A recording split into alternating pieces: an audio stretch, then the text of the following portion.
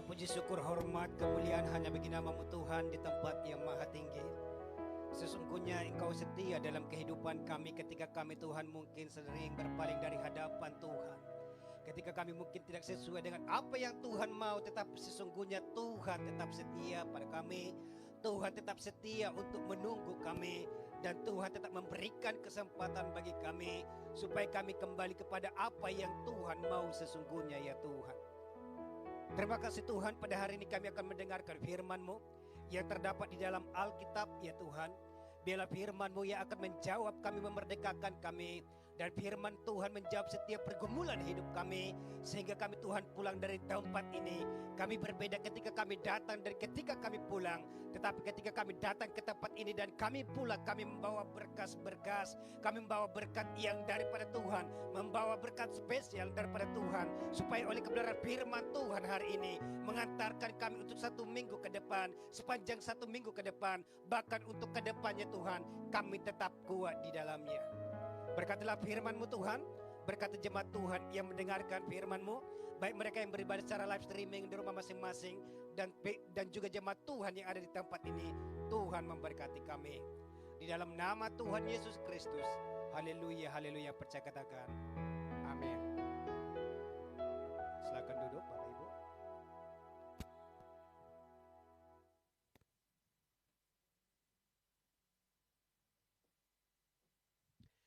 Baik, shalom.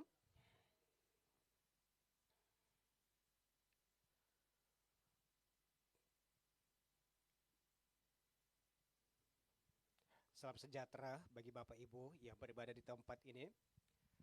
Dan sekaligus saya menyapa Bapak Ibu yang beribadah di rumah masing-masing dengan salam yang sama, salam sejahtera bagi Bapak Ibu.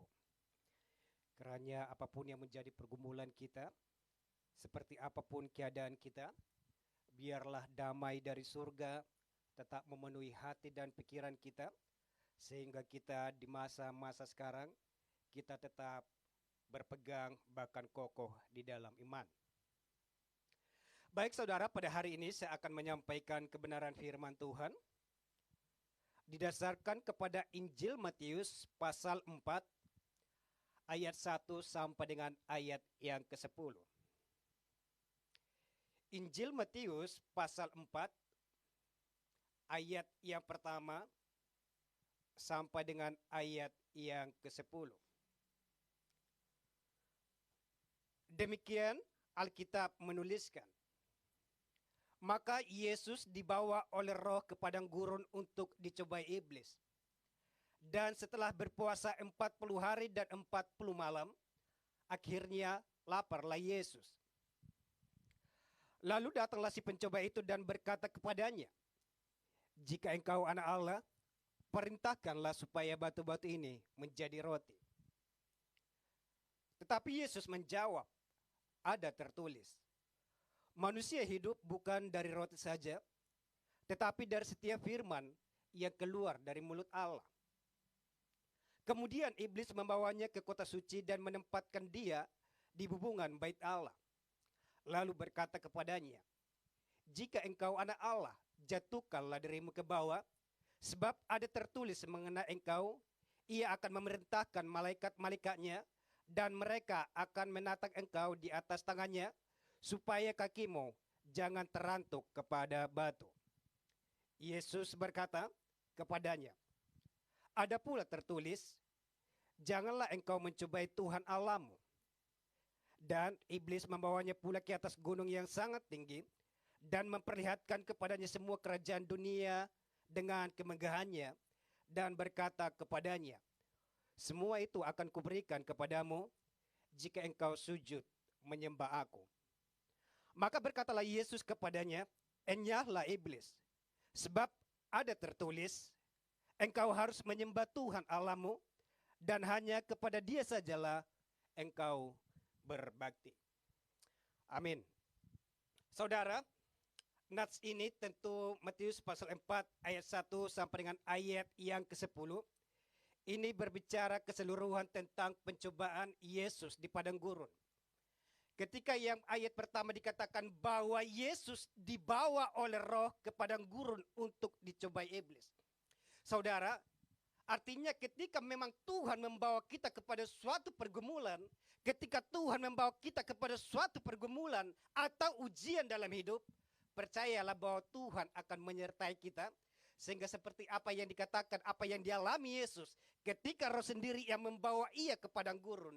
Dan akhirnya pada akhirnya nanti Yesus menang atas pencobaan di padang gurun.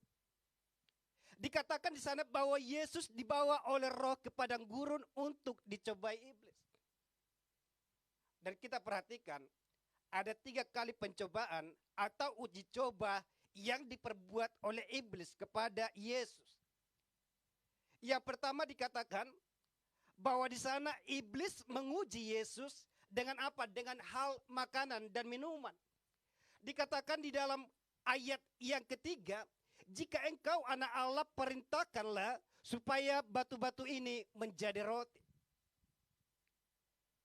Satu hal atau kesempatan bagi iblis untuk menjatuhkan kewibawaan Yesus adalah dia tahu pada saat situasi Yesus sedang lapar, pada saat situasi Yesus sedang membutuhkan makanan dan minuman, dan pada saat itu iblis menawarkan yang namanya makanan dan minuman, memerintahkan Yesus supaya batu-batu menjadi roti pada saat itu. Tetapi apa yang dikatakan oleh Yesus? Ada tertulis, manusia hidup bukan dari roti saja, tetapi dari setiap firman yang keluar dari mulut Allah.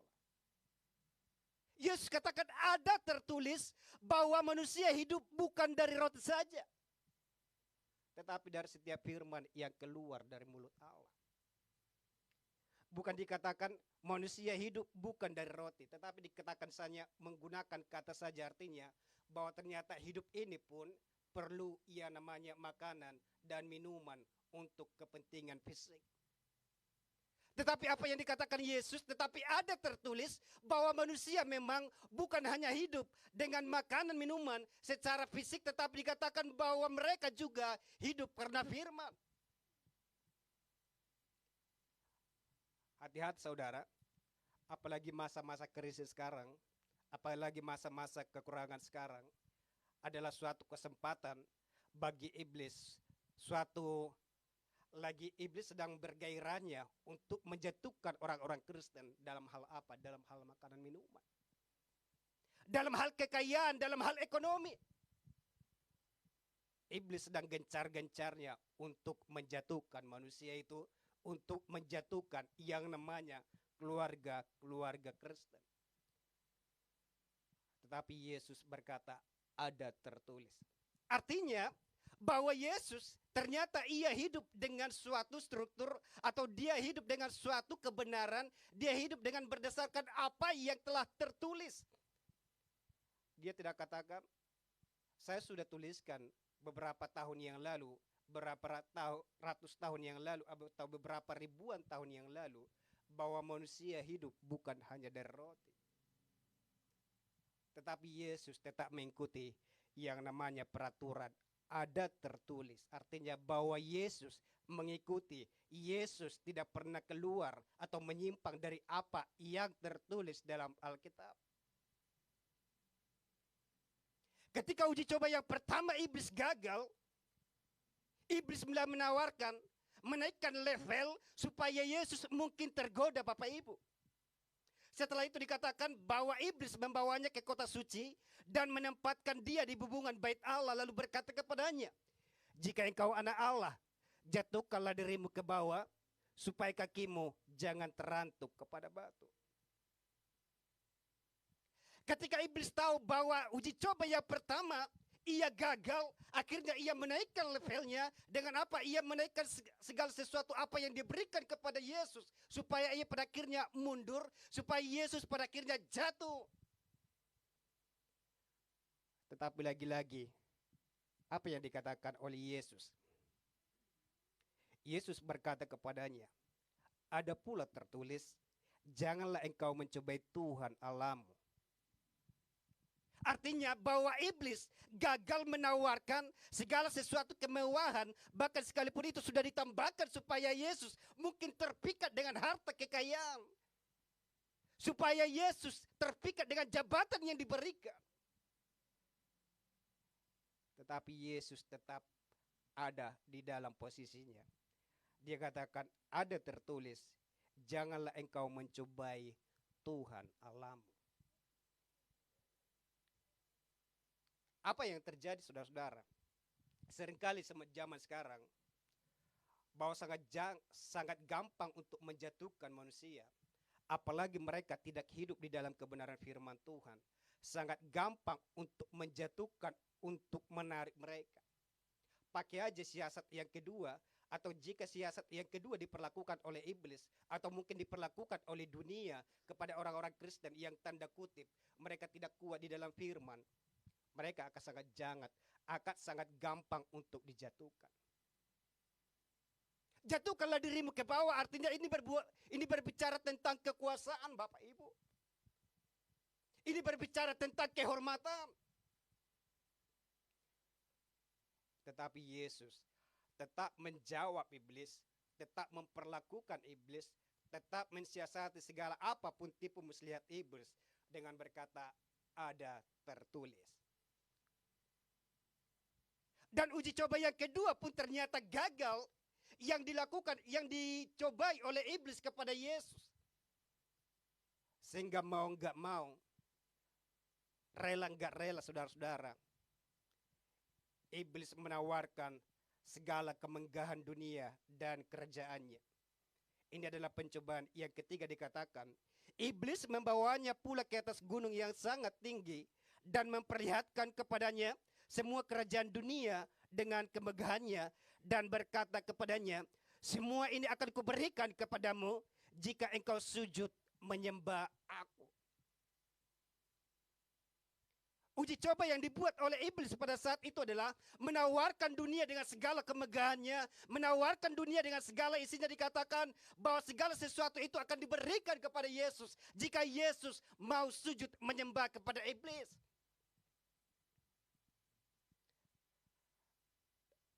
Dan apa yang dikatakan oleh Yesus? Ada tertulis, engkau harus menyembah Tuhan Allahmu dan hanya kepada Dia sajalah engkau berbakti. Bahwa Yesus katakan ada tertulis bahwa engkau harus menyembah Tuhan Allahmu dan hanya kepada Dia sajalah engkau berbakti. Saudara, tiga hal ini biasanya adalah pemicu, bahkan menjadi area rawan untuk menjatuhkan seseorang kepada kemurtatan. Yang pertama makanan minuman, yang kedua jabatan, dan juga selanjutnya tentang segala kemewahan dunia. Ini sangat gampang untuk menarik seseorang dari iman mereka untuk dijatuhkan kepada atau bertolak dari iman yang sesungguhnya. Sangat gampang Bapak Ibu. Dan hari-hari ini dunia sedang diuji atau sedang berhubungan dengan apa yang tertulis dengan padang gurun ketika Yesus sedang dicobai di padang gurun. Ada tiga hal, ada tiga pedoman yang kita pelajari pada hari ini kepada apa yang dikatakan oleh Yesus ada tertulis. Yang pertama adalah bahwa manusia hidup dari firman. Pedoman yang kedua mengenai apa yang tertulis, dikatakan jangan mencobai Tuhan Allahmu. Dan yang ketiga, hanya kepada Tuhan saja kita berbakti. Yang pertama adalah manusia hidup bukan dari roti, tetapi dikatakan bahwa manusia hidup dari firman Allah. Dikatakan di dalam ayat yang keempat, tetapi Yesus menjawab, ada tertulis manusia hidup bukan dari roti saja, tetapi dari setiap firman yang keluar dari mulut Allah. Yesus tidak hanya mengutip, menjiplak segala ayat-ayat yang tertulis Bapak Ibu. Dan Yesus tidak sembarangan mengatakan bahwa ada tertulis, tetapi tidak ada ayatnya yang tertulis.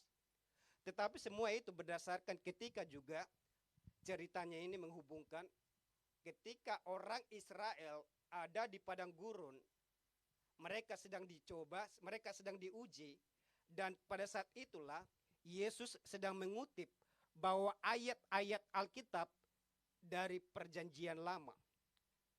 Atau lebih ringkasnya, bahwa Yesus mengutip setiap firman Tuhan ketika orang Israel berada di padang gurun. Bahwa yang pertama dikatakan manusia hidup dari firman, tertulis dalam Ulangan pasal 8 ayat yang ketiga. Ulangan pasal 8 ayat yang ketiga dikatakan, jadi ia merendahkan hatimu, membiarkan engkau lapar dan memberi engkau makan mana yang tidak kau kenal dan yang juga tidak dikenal oleh nenek moyangmu, untuk membuat engkau mengerti bahwa manusia hidup bukan dari roti saja, tetapi manusia hidup dari segala yang diucapkan Tuhan. Ulangan pasal 8 ayat yang ketiga, ini adalah yang dijiplak atau yang dikutip oleh Yesus pada saat itu. Ada tertulis bahwa manusia bukan hidup dari roti saja, tetapi dari setiap firman yang keluar dari mulut Allah.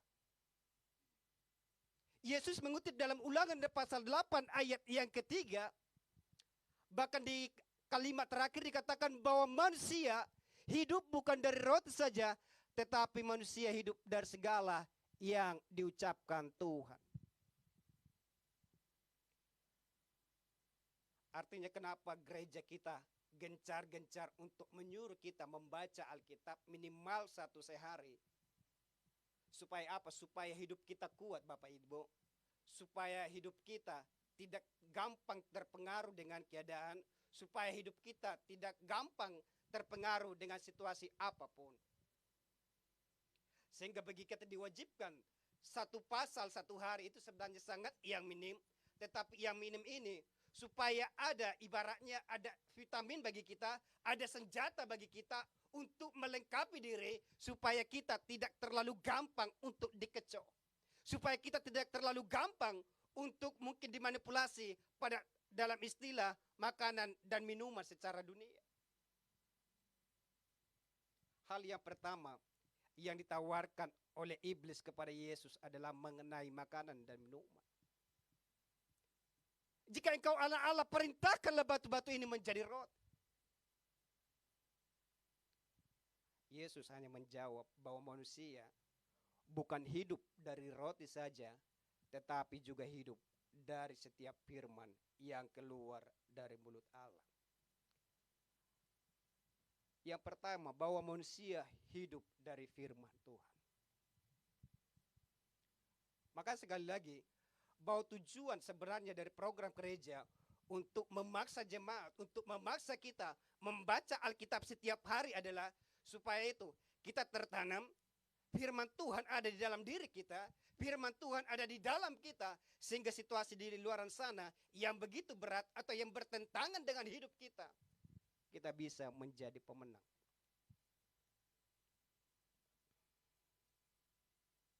Perkara lapar, Bapak Ibu, bukan lagi perkara yang baru, tetapi sudah ada sejak perjanjian lama pun mengenai perkara makanan dan minuman. Ini sudah sering diperhadapkan atau dihadapi oleh setiap orang ketika diciptakan. Jadi tidak perlu kita kaget pada hari-hari ini ketika mungkin dunia sedang kelaparan, ketika mungkin dunia sedang krisis. Tidak perlu lagi kita kaget. Karena apa? Dari perjanjian lama pun yang namanya peristiwa kelaparan, dari perjanjian lama pun yang namanya peristiwa kemelaratan, itu sudah hal biasa dilalui orang-orang Israel.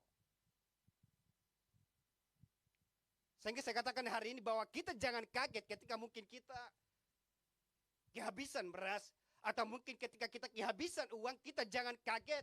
Makanya dikatakan bahwa manusia tidak hanya hidup dari roti saja, tetapi dari setiap firman yang keluar dari mulut Allah.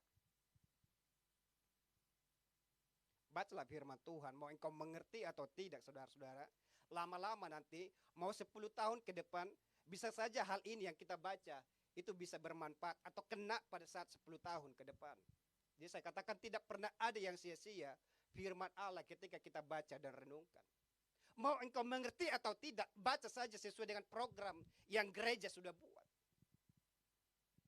1 pasal itu sangat minim. Kalau kita membaca dengan rutin, itu minimal seperti HP yang dicas, kalau dia dicas sebentar-sebentar itu bisa menjadi penuh Bapak Ibu, walaupun mungkin durasinya sangat lama, tetapi itu bisa menjadi penuh. Daripada sama sekali ia tidak dihubungkan dengan listrik, ia tidak akan pernah bisa penuh sampai kapanpun. Sama dengan hidup kita. Ketika kita tetap hidup di dalam kebenaran firman Tuhan, membaca firman setiap hari, kita akan mengalami pertumbuhan. Minimal kita bisa kuat untuk menghadapi situasi sekarang pun. Kita bukan menjadi orang-orang yang cengeng. Kita bukan menjadi orang-orang yang mungkin menyalahkan orang lain, menyalahkan Tuhan dengan keadaan sekarang ini Bapak Ibu. Sekali lagi saya katakan bahwa perkara kelaparan, bahwa perkara kemelaratan bukan hal yang pada hari-hari ini suatu mengagetkan kita, tetapi sudah ada sejak lama pun perkara-perkara ini sudah sering terjadi. Tetapi apa yang dikatakan oleh Yesus? Yesus membuat satu jalan keluar. Satu cara untuk menghadapinya adalah bahwa ternyata makanan secara fisik hanya dapat ditaklukkan oleh makanan secara rohani. Makanan kita secara kedagingan, mungkin makan minum secara kedagingan, itu hanya dapat ditaklukkan oleh makanan secara rohani, yaitu firman Allah. Dikatakan bahwa manusia hidup dari firman Allah, dari firman yang keluar dari mulut Allah. Itu yang pertama, mengenai pedoman kepada apa yang tertulis. Jadi saya katakan bahwa yang dikutip Yesus mengenai ada yang tertulis, ada tertulis, itu ada ayat Alkitabnya di dalam Ulangan pasal 8 ayat yang ketiga. Yang kedua adalah jangan mencobai Tuhan Allahmu. Jangan mencobai Tuhan Allahmu.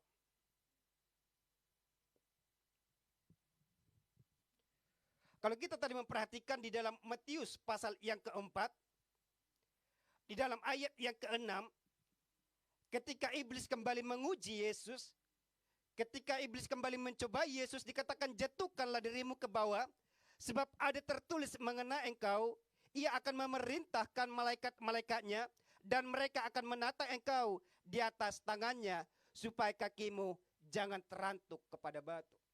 Di sini kita melihat bahwa iblis sedang mempermainkan yang namanya firman itu sendiri. Dia berusaha mengutip atau mengikuti cara mainnya Yesus ketika Yesus mengutip segala apa yang tertulis di dalam hal ujian yang kedua ini. Iblis berusaha mengutip Alkitab supaya mungkin Yesus terpengaruh dengan ayat itu sendiri. Tapi apa yang dikatakan oleh Yesus? Yesus berkata kepadanya, ada pula tertulis, janganlah engkau mencobai Tuhan Allahmu. Yesus katakan janganlah engkau mencobai Tuhan Allahmu. Perhatikan di dalam Ulangan pasal 6 ayat yang ke-16 dikatakan demikian. Janganlah kamu mencobai Tuhan Allahmu seperti kamu mencobai Dia di masa.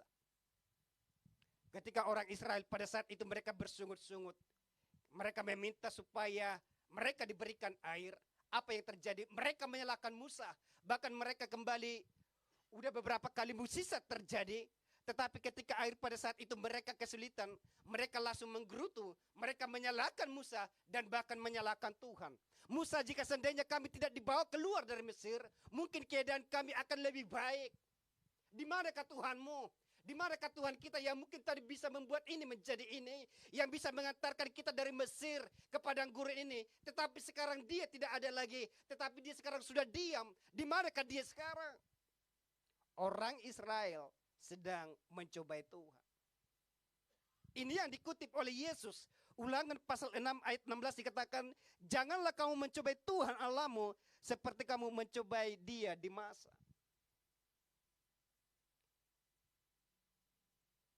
Orang Israel pada saat itu, mereka sudah melihat tanda-tanda bukan lagi 1 kali, 2 kali, 3 kali. Bahkan 10 tulah di Mesir saja sudah kelihatan 10 tanda-tanda yang ajaib yang Tuhan lakukan. Tetapi mereka di padang gurun, mereka diperhadapkan dengan minuman yang pada saat itu mereka kehausan. Mereka langsung menyalahkan Musa, mereka mengutuki Musa, dan mereka menyalahkan Tuhan. Jika seandainya kami tidak dibawa dari Mesir, mungkin keadaan kami tidak seperti dengan keadaan sekarang ini. Hewan peliharaan kami di sana bisa minum dengan rumput-rumput yang terbaik, tetapi sekarang kami dan hewan peliharaan kami hari ini kami menderita. Di manakah Tuhanmu? Mereka mencobai Tuhan, mereka menyalahkan Musa, mereka mengutuki Tuhan dan mengutuki Musa. Dan ini yang terjadi dalam Matius pasal 4 ayat 6 ini, saudara. Dikatakan ayat 7, janganlah engkau mencobai Tuhan Allahmu. Karena apa? Karena iblis mengatakan, jatuhkanlah dirimu ke bawah. Sebab ada tertulis mengenai engkau, ia akan memerintahkan malaikat-malaikatnya, dan mereka akan menatang engkau di atas tangannya supaya kakimu jangan terantuk kepada batu. Pedoman yang kedua mengenai apa yang tertulis adalah jangan mencobai Tuhan Allahmu. Jangan kita dari umur 0 kecil, 0 tahun sampai sekarang ini, tentu percayalah saudara-saudara sendiri yang mengalami bahwa saudara sudah menikmati kebaikan Tuhan, sudah melihat pertolongan Tuhan, tetapi jangan karena masalah yang kecil, perkara yang kecil engkau kembali mencobai Tuhan. Sadar enggak sadar? Ketika sekarang kita mungkin masih mempertanyakan keberadaan Tuhan. Sadar enggak sadar ketika kita zaman sekarang atau masa detik ini, kita masih mempertanyakan Tuhan, menyalahkan Tuhan. Tanda kutip saudara, kita masuk kepada kategori jangan mencobai Tuhan Allahmu. Jangan kita mencobai Tuhan Allah kita. Tetapi hendaklah kita menerima keadaan situasi apapun yang terjadi sekarang ini. Karena ingat yang pertama tadi, bahwa sesungguhnya Roh itulah yang membawa Yesus ke padang gurun. Bahwa Roh sendirilah yang membawa Yesus ke padang gurun. Artinya bahwa Yesus diizinkan untuk menghadapi ujian, untuk menghadapi pergumulan pada saat itu. Kalau Tuhan yang mengizinkan kita untuk menghadapi pergumulan sekarang, kalau Tuhan yang mengizinkan kita untuk menghadapi cobaan sekarang, percayalah bahwa kita akan menjadi umat yang menang. Karena demikianlah Yesus dikatakan bahwa ketika ia dibawa oleh Roh ke padang gurun, apa yang terjadi? Bahwa ternyata ia mampu melewati cobaan atau uji coba yang dibuat oleh iblis pada saat itu. Sekalipun ia dalam posisi kelaparan, ditawarkan makanan dan minuman, ia tetap bisa melewati hal itu. Sekalipun ia ditawarkan dengan mengenai kekuasaan, tetap dikatakan bahwa Yesus bisa melewati hal itu. Bahkan dengan kemegahan, kemewahan dunia sekalipun diberikan kepada Yesus. Tetap karena itu adalah prinsip bahwa Roh yang bertanggung jawab membawa Tuhan Yesus ke padang gurun, bahwa Roh itu sendiri juga yang memerdekakan dia. Artinya saudara, kalaupun kita terjadi pada saat ini mungkin dalam pergumulan yang berat, dalam situasi ekonomi yang sulit, kalau percayalah kalau Tuhan mengizinkan kita dengan hal itu, percayalah kita akan mengalami kemenangan. Tetapi jangan seolah-olah, jangan sekali-sekali Tuhan sudah memberikan berkat kepada kita, tetapi kita salah menyalahkan sehingga akhirnya kita jatuh kepada kemelaratan, akhirnya kita menyalahkan Tuhan. Tanda kutip hati-hati dengan poin yang kedua, jangan mencobai Tuhan Allahmu. Saudara sudah diberikan mungkin pemasukan, sudah diberikan mungkin berkat, tetapi saudara salah menyalahgunakan keuangan tersebut, lebih besar pasak daripada tiang. Akhirnya engkau menyalahkan Tuhan, akhirnya engkau menyalahkan kembali situasi saat ini. Sekali lagi saya katakan hati-hati bahwa daerah ini merupakan rawan bagaimana kita mencobai jatuh kepada poin yang kedua, mencobai Tuhan Allah kita. Jangan mencobai Tuhan Allahmu. Ini peringatan keras terjadi kepada bangsa Israel. Posisi mereka pada saat itu ada di padang gurun. Dan pada saat ini pun iblis tahu bahwa di padang gurun itu ujiannya begitu berat, tangannya begitu berat, cobaannya begitu berat. Akhirnya ia datang untuk memaksakan diri, memaksa Yesus dengan harapan bisa jatuh dari kekuasaannya. Ternyata tidak, Bapak Ibu. Yesus katakan, jangan mencobai Tuhan Allahmu. Itu yang kedua dari dua pedoman mengenai apa yang tertulis. Sehingga pada hari ini judul khotbah adalah ada tertulis. Mungkin Pak Pras lihat judulnya ada tertulis. Beliau dari Cilengsi sana datang ke tempat ini. Mungkin beliau berpikir bahwa ini membahas tentang perang Israel dan Hamas. Ternyata tidak, Pak. Ini berbicara tentang urusan kampung tengah, urusan makanan dan minuman, urusan kekuasaan, urusan harta dunia. Bukan berbicara tentang urusan perang antara Israel dan Hamas. Ada tertulis. Sekalipun itu berbicara ayat ke sana ada tertulis, tetapi kita tidak membahas yang ke situ. Yang ketiga adalah mengenai pedoman yang ketiga. Dikatakan hanya kepada Tuhan saja kita berbakti. Ayat yang ke-9 dikatakan, dan berkata kepadanya, semua itu akan kuberikan kepadamu jika engkau sujud menyembah aku. Maka berkatalah Yesus kepadanya, enyahlah iblis, sebab ada tertulis, engkau harus menyembah Tuhan Allahmu, dan hanya kepada Dia sajalah engkau berbakti. Dikatakan, engkau harus menyembah Tuhan Allahmu, dan hanya kepada Dia sajalah engkau berbakti. Ini tertulis di dalam Ulangan yang sama juga. Ulangan pasal 6 ayat 13. Engkau harus takut akan Tuhan Allahmu, kepada Dia haruslah engkau beribadah, dan demi namanya haruslah engkau bersumpah. Yesus mengutip kembali dalam Ulangan pasal 6 ayat 13 mengenai hanya kepada Tuhan saja kita berbakti. Hanya kepada Tuhan saja kita berbakti. Dan saya katakan beribadah kepada Tuhan, berbakti kepada Tuhan adalah sebuah harga mati. Kenapa tidak? Kenapa Tuhan harus memaksakan 10 tulah di Mesir, termasuk di dalamnya kematian anak sulung Bapak Ibu? Karena apa? Memaksa supaya orang Mesir atau Firaun pada saat itu melepaskan orang Israel supaya mereka beribadah kepada Tuhan. Artinya bahwa berbicara tentang beribadah kepada Tuhan itu sudah harga mati. Beribadah kepada Tuhan itu berbicara tentang keseriusan yang tidak harus dipungkiri. Hanya karena hujan atau apapun kita tidak beribadah kepada Tuhan.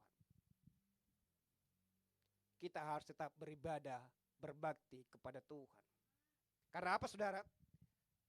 Karena ibadah itu mengandung janji baik untuk hidup ini maupun hidup yang akan datang.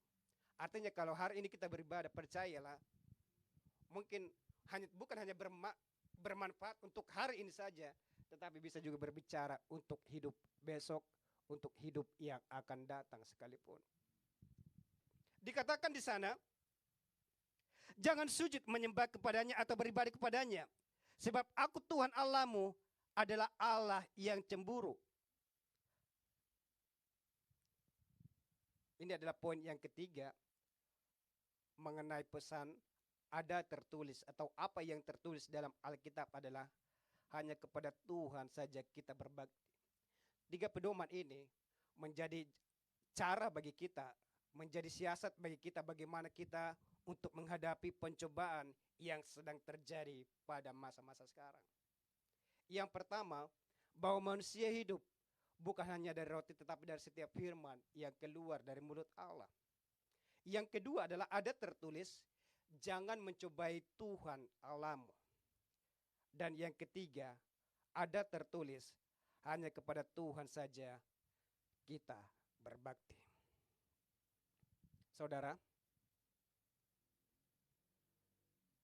yang menjadi penutup dari khotbah hari ini adalah, perkatakanlah firman itu siang dan malam, karena firman itu akan membentuk kita dari dalam, sehingga kita terlatih dan mampu menghadapi persoalan dari luar. Sekali lagi saya katakan, yang menjadi penutup dari khotbah ini adalah, perkatakanlah firman itu siang dan malam, karena firman itu membentuk kita dari dalam, sehingga kita terlatih